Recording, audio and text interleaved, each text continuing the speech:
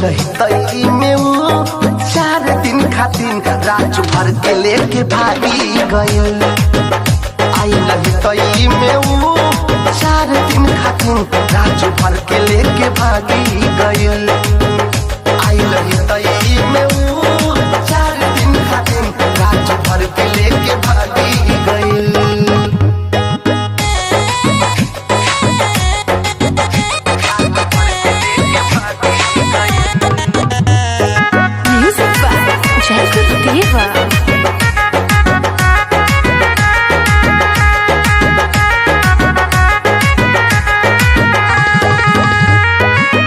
ढेर लोग सोचल करी हमसे शादी, ले लेके पैसा सबसे भइल आजादी। ये भैया ढेर लोग सोचल करी हमसे शादी, ले लेके पैसा सबसे भइल आजादी। सभे हारल ओकर बाकी भइल, सभे हारल ओकर बाकी भइल। तई में ऊ 4 दिन खातिर राजू भर के लेके भागी गइल।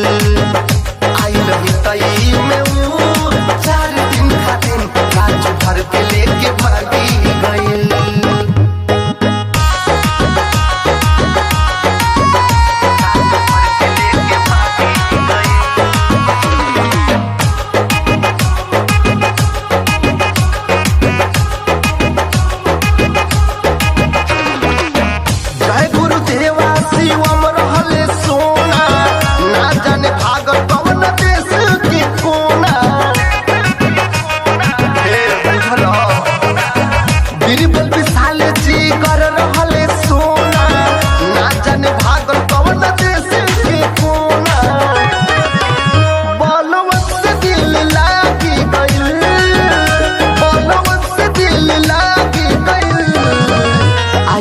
तई में ऊ 4 दिन खातिर राजू भर के लेके भागी गइल।